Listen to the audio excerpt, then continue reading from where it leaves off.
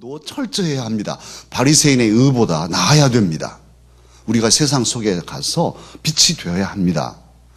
오늘 산상보훈의 전체적인 맥락을 좀 이따 마무리하겠습니다만, 우리는 이 세상에 무엇입니까? 우리의 정체가?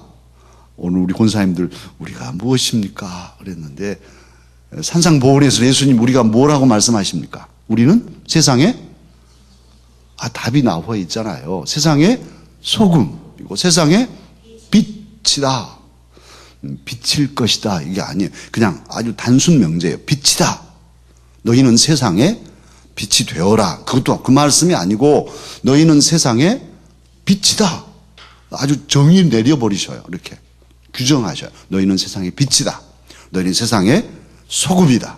이렇게 아주 못을 박으신단 말이에요. 우리의 정체는 빛이요 소금입니다. 그런 신앙의 균형을 우리는 생각하면서 마태복음을 읽어 가십시다. 그 단어에 대해서 하나 생각할 것은 1절에 비판, 1절을 다 같이 함께 읽을까요? 비판을 받지 아니하려거든 비판하지 말라. 이렇게 말씀하죠. 그러면 예수 믿는 사람들은 이렇게 분석하고 연구하는 사람은 못 될까? 아이고, 비판하지 마라 그랬어요. 그렇게 다 접어야 되나? 그런 말씀이 아니죠. 그리고 잘못을 가리지 말라는 것인가? 무조건 믿으라? 그건 아니죠. 한국 교회의 문제는 다 바보들인 거예요, 바보. 무조건 믿으라. 그러니까 목사가 잘못하고 잘못 가르쳐도 할렐루야, 아멘. 조용히. 그냥 믿으면 돼. 이렇게 돼 있어요. 제가 잘못 가르치어도 여러분은 그냥 믿습니다 하고 따라온다면 그건 건강한 신앙이 아니죠. 목사도 잘못할 수 있을까요? 없을까요? 있어요. 실수할 수도 있어요. 성경은 틀림이 없지만 성경을 가르치며 설교할 때 실수할 수 있어요. 또 정보들을 오해할 수 있고, 애화 같은 것도 특히나 그러는데 잘못된 애화일 수도 있거든요. 그런 것들을 그냥 무조건 다 아멘이고 다 옳다고만 따라온다면 문제죠. 그래서 시비를 가릴 줄 아는 이 마음, 판단력은 절대 잘못된 게 아니에요. 신앙은 이렇게 믿음과 이성, 판단, 이성의 조화를 또 이루어야 돼요. 그래서 오늘 이 비판하지 말라는 것은 입 딱 다물어라. 절대 정부가 잘못해도 부정부패해도 조용히 그냥 가만히 있어라. 이런 건 아니에요. 잘못된 건 잘못된 걸로 분별할 수 있어야 되잖아요. 그리고 가늠하고 가지 않아야 할 것, 행하지 않아야 할 것 구별할 수 있어야 되지 않겠어요? 또 하나님께서도 바울사도님을 통해서 이 세대를 분별하라고 하나님이 기뻐하시고 선하시고 온전하신 뜻이 무엇인지 잘 분별하라 이렇게도 말씀하셨잖아요. 그런 점에서 이 비판이란 단어는 어떤 구별하고 분별하는 그런 능력을 버려라 그런 뜻이 아니라는 것 기억하시고, 표준 세번역에는 그렇게 번역을 해놨어요. 그러니까 이 구절을 7장 1절을 그렇게 번역했는데 거기 써드렸죠? 함께 읽으실까요? 너희가 심판을 받지 않으려거든 남을 심판하지 말아라. 저 사람은 지옥 가. 저 사람은 죄인. 이렇게 정죄하는, 자기가 하나님 되어가지고 자기가 재판장처럼 그렇게 아예 사람을 규정 짓는 이런 잘못은 하지 마라. 비판의 의미 가운데 그 의미를 취하고 있어요. 조심할 말씀이죠. 그러니까 성경은 함부로 해석하기가 참 조심스러워요. 그 다음에 또 하나 11절 보십시다. 11절을 다 같이 읽는데요. 구하고 찾고 두드릴 때 응답해 주신다는 약속을 오늘 저녁에 우리 꽉 붙잡으십시다. 어떻게 응답해 주실 것인가? 11절 다 같이 너희가 악한 자라도 좋은 것으로 자식에게 줄 줄 알거든 하물며 하늘에 계신 너희 아버지께서 구하는 자에게 좋은 것으로 주시지 않겠느냐. 우리가 기도하면 어떤 것으로 주셔요? 좋은 것으로. 하나님께서는 좋은 것으로 주신대. 근데 좋은 것 하면 추상적인 것이 돼버려요. 나는 이렇게 안 좋은 것이어도 이것 주세요. 근데 좋은 것 주마. 좋은 것이 뭔데요? 좋은 것, 좋다는 것은 선하고 우리에게 유용한, 우리가 쓰기에 유용하고 우리에게 유익하게 응답해 주시겠다는 그런 말씀이고, 누가복음으로 보면 성령으로 또 누가는 말하고 있어요. 너희가 악할지라도 좋은 것을 자식에게 줄 줄 알거든 하물며 너희 하늘 아버지께서 구하는 자에게 성령을 주시지 않겠느냐 하시니라. 누가복음 11장 13절에는 이렇게 성령으로 풀어놓고 있습니다. 그러니까 이 구절 마태복음으로 보면 성령을 포함해서 우리가 기도할 때 성령님도 주시고 그 밖에도 여러 가지 영적인 또 물질적인 또 여러 가지 관계적인 많은 우리의 좋은 것, 선한 것, 유용한 것을 주실 것이라는 확신을 우리는 가지고 기도해야 하겠습니다. 이 저녁에도 주님께서는 좋은 것을 우리에게 주실 것입니다. 정말 한번 심야 기도 때 기도하시면서 가정에 자녀들에게 개인에게 응답해 주시는 그 은혜를 하나씩 점검해 보세요. 기도하면 즉각 이루어지신 것도 있지만 대부분 좀 오래 기도하게 하시고 그래도 믿고 있을 때 이게 또 새롭게 우리에게 오는 주시는 복이 있어요.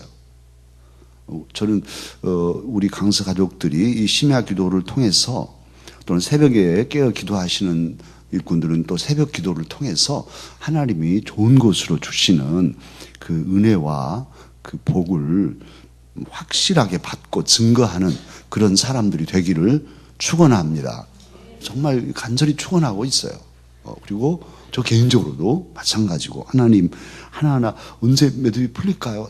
정말 답답하고 안 풀려지는 것들도 믿고 꾸준히 기도할 때 하나씩 하나씩 열려가는 그런 은혜를 경험합니다. 주님은 구하라 하셨습니다. 찾으라 하셨습니다. 두드리라 하셨습니다. 그렇게 하면 좋은 것으로 결과는 좋은 것으로 주시겠다. 그렇게 약속하십니다. 그리고 이제 하나님 말씀을 좀 더 깊이 생각할 게 있는데 6절입니다. 6절을 다 같이 함께 읽으십시다. 거룩한 것을 개에게 주지 말며 너희 진주를 돼지 앞에 던지지 말라. 그들이 그것을 발로 밟고 돌이켜 너희를 찢어 상하게 할까 염려하라. 이렇게 뚱딴지 같이 툭 말씀이 하나 새겨져 있어요. 거룩한 것을 개에게 주지 마라. 거룩한 것이 무엇일까요? 의문이 생깁니다. 거기 제가 써놨는데 한번 읽어보실까요? 거룩한 것이란 제사의 고기 혹은 제사장에게 드리는 식물을 말하고 상징적으로는 복음 진리나 성만찬을 뜻한다. 거룩한 것이라고 할 때는 구약에 예수님 당시만 해도 제사를 드리는 때였으니까 제사 드리는 제물 또 제사장이 그걸 먹잖아요.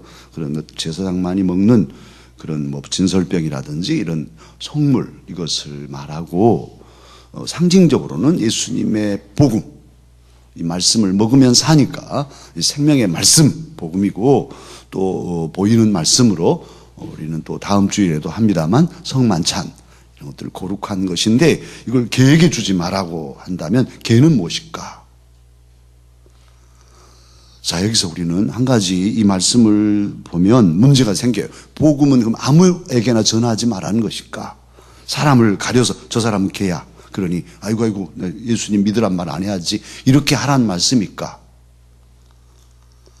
우리가 사도들을 보고 또 우리 교회사를 보면 복음은 누구에게나 남녀노소를 막론하고 모든 인종 모든 신분을 뚫고 전파되어야 할 것이 복음입니다.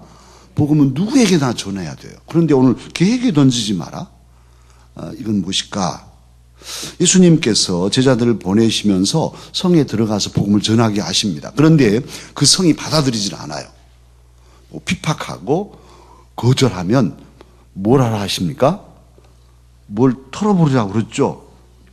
예, 발에 먼지를 털어버리라고 그랬어요. 마태복음 10장 14절에 있습니다. 발의 먼지를 털어버리라. 누구든지 너희를 영접하지도 아니하고 너희 말을 듣지도 아니하거든 그 집이나 성에서 나가 너희 발의 먼지를 떨어버리라. 이렇게 말씀하셨어요. 그러니까 여기서 개에게 주지 말라는 것은 그렇게 핍박하고 거절하고 복음을 받아들이지 않는 아주 패역한 그런 사람들에게는 주지 마라.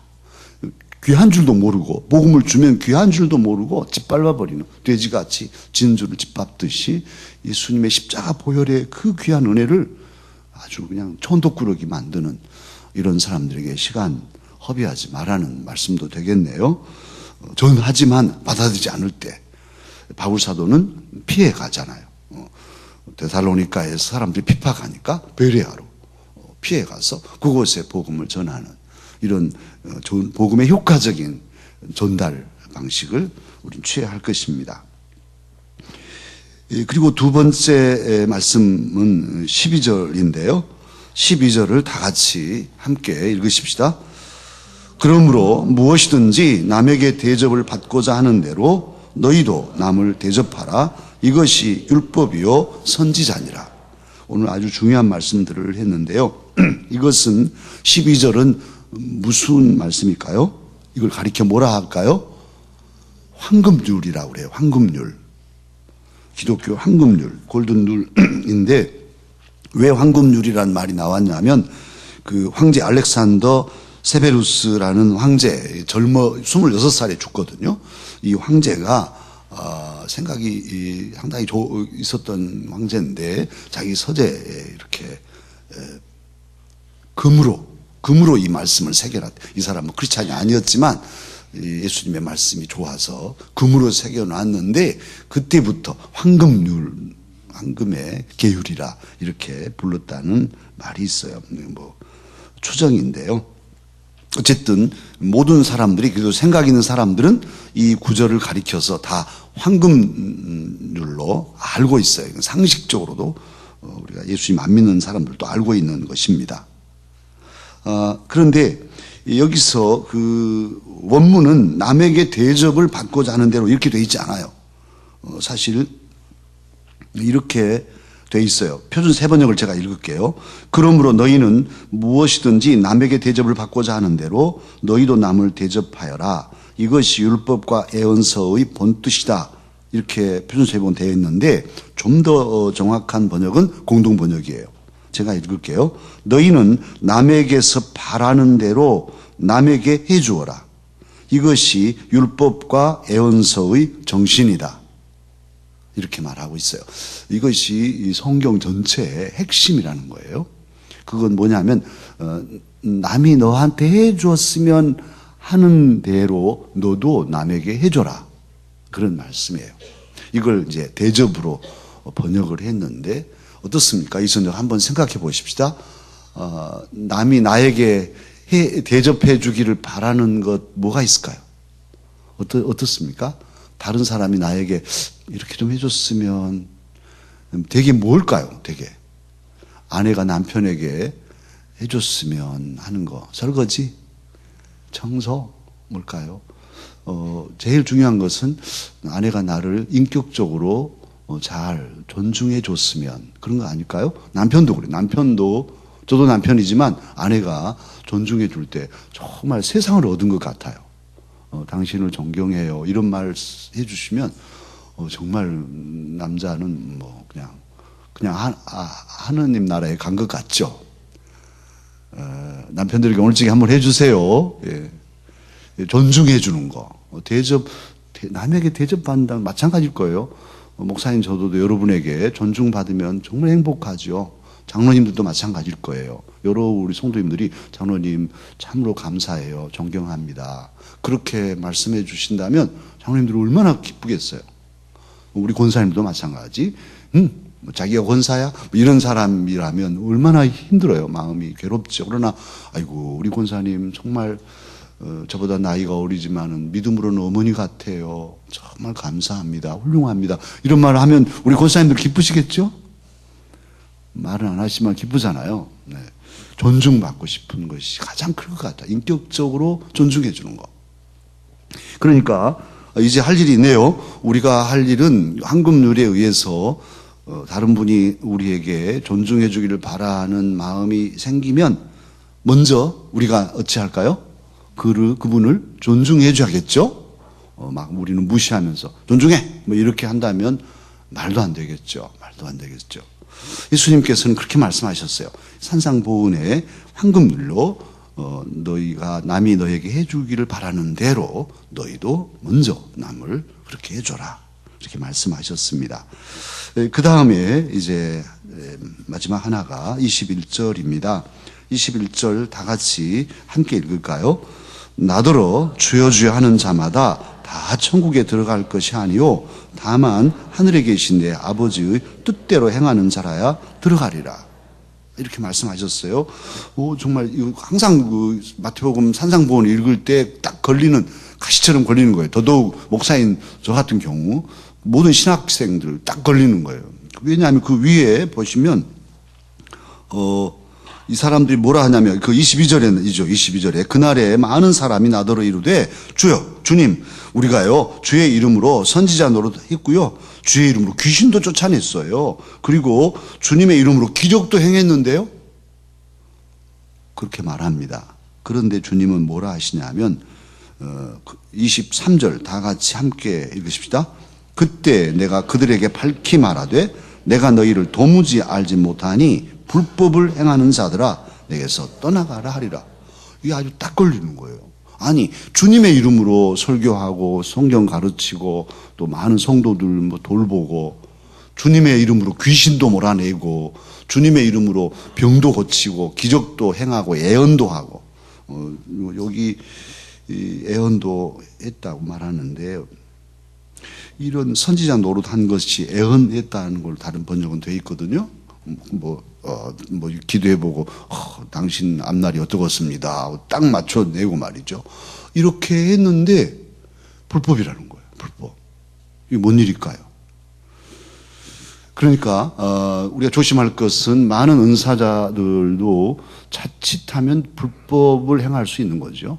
목사들도 많은 지도자들도 불법으로 행하고 지금 현재 불법으로 행하고 있을 수 있고 또 앞으로도 행할 수 있는 거죠. 이거 아주 정말 조심스러운 일이 아니겠습니까? 그러면 불법의 기준은 뭐냐 하면 무엇일까요? 하나님 아버지의 뜻입니다. 그러니까 하나님 아버지의 뜻이 아닌데 예수님 이름 가지고 귀신 쫓아내고 뭘 했다고 야단하고 무슨 가시적인 일들을 행한다고 하더라도 하나님 마음에 합하지 않으면 다 불법인 거예요. 법의 기준은 국회에서 정하는 게 아니라 성경에 나오는 법의 기준은 하나님의 말씀입니다. 하나님의 뜻입니다.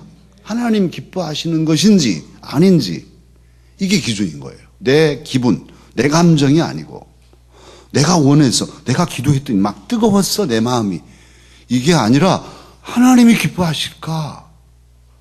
내가 이렇게 행동하면 내가 처신을 이렇게 할 때 하나님 원하신 것인가 이걸로 따지고 그렇지 않는데도 내가 원하고 뭐 이게 내가 좋아 다 좋은데 뭐 좋은 게 좋은 거지 하고 간다면 그게 불법인 것이죠. 그게 불법인 것이죠. 대부분 하나님의 뜻은 가시적인 것이 아니죠. 그래서 여기 하나님 아버지의 뜻에 어찌하지 않는 행동일 수 있음을 깨닫게 하십니까? 맞지 않는 행동일 수 있음을 깨닫게 하셔요. 불법이라는 거예요. 하나님의 뜻은 낮은 데 있고 고난받는 데 있고 죄송하지만 우리 목사들이 하나 정한 원칙이 하나 있어요. 뭐 저도 정한 원칙인데 저희들이 교회를 이제 선택할 때가 있잖아요. 지금까지도 그래 왔지만 저도요. 이제 두 개의 교회가 낫다고 봐요. 여기는 아주 크고 뭐 사례도 많이 주고 자동차도 아주 좋은 차 주고 여기는 작고 보잘것없고 사례도 작다. 두 교회가 딱 하나만 났으면 좋으련만 두 개의 교회가 딱 같이 났어요. 그랬으면 어느 쪽을 택하라 하냐 하면 예수님의 뜻은 하나님 아버지의 뜻은 어려운 쪽이라고 생각해요. 그래서 어려운 쪽을 택하죠. 사실은 그렇게 하기 어려워요. 사실 어려운데 하나님 아버지의 뜻은 항상 낮은 곳, 작은 곳, 보잘것없는 그런 가난한 사람들 거기에 있어요. 사랑하는 강서가 여러분, 그런 점에서 우리는 강서교회를 사랑하십시다. 정말 저는 강서교회 사랑해요. 그리고 지금에 와서는 정말 감사해요. 엊그제도 우리 장 목사님과 함께 병원에 다녀오면서 그런 얘기 잠깐 했지만 정말 이렇게 휘둘리고 저도 땅 보러 다녔잖아요. 막 이렇게 하고 다른 분 보면 뭐야? 막 이런 마음이 막 이렇게 막 흔들릴 수 있어요. 물질적인 것에 교회 안에 이런 바람이 이미 들어와 있으니까 또 그렇게 가잖아요. 뭐 저기 뭐 어느 교회는 또 뭐 마곡 지역 뭐 개발되는데 또 그거 사가지고 또 예배당을 짓는다니 이거 얼마나 부러운가. 오늘 또 우리 내 교구 옆에 아침에 갔는데 내 앞에 밥 먹는 목사님이 자기가 딱지 하나 이제 자기 몫이 있대. 200평. 목사님 사실랍니까?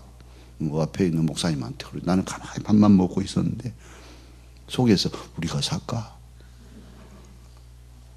주여 아니에요.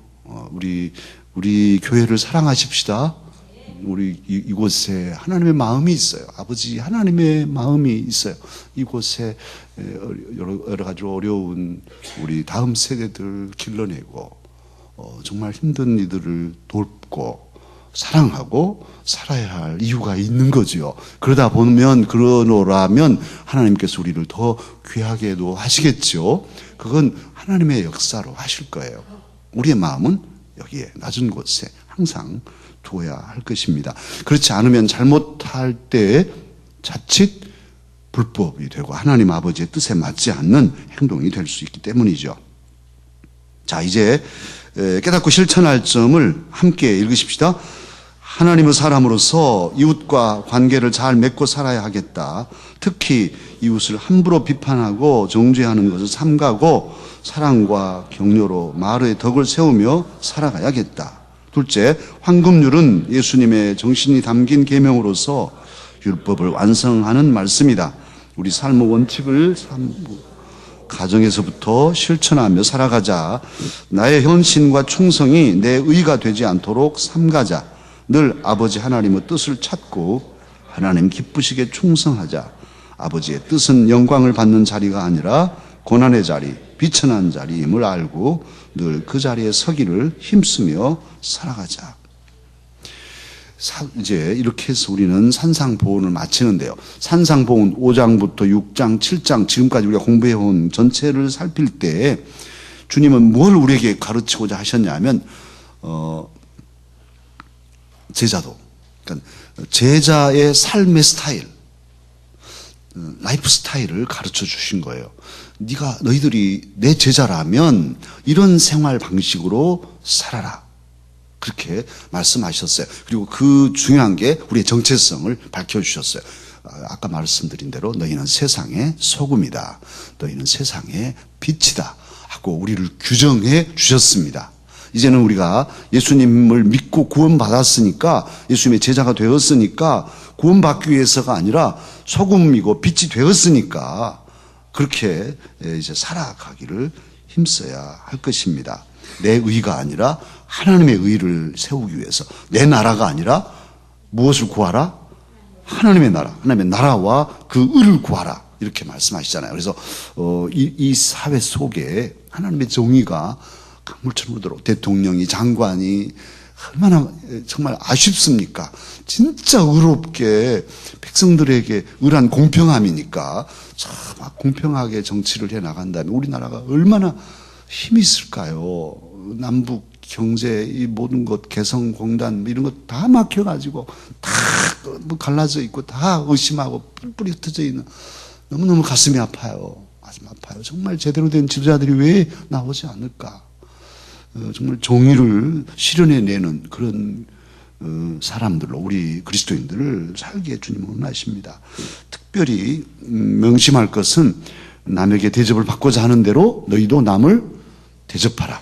오늘 저녁 집에서부터 시작하십시다. 가정에서부터 시작하십시다. 이제 말씀을 품고 찬양하고 기도합니다. 특별히 지금 청년회가 수련회 중에 있어요. 지금 이 시간도 우리 청년회 지금 불꽃을 피고 있을 텐데 기도하는 마음.